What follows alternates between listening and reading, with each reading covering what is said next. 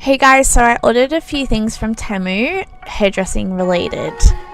I got a few clips. So these ones are 2 per pack.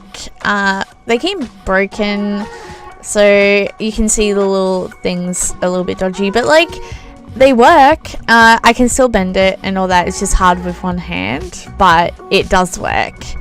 It does a job. And then I got these ones, which are 6 per pack. They're a little bit more matte.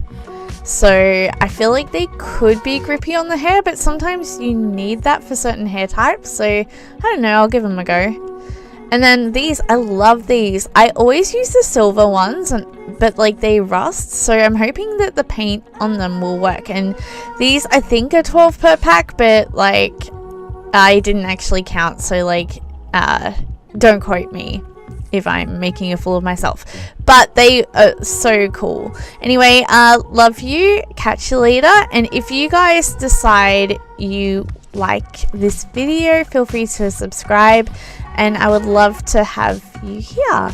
I would also love it if you guys checked out my Instagram, and hopefully I will have more videos coming.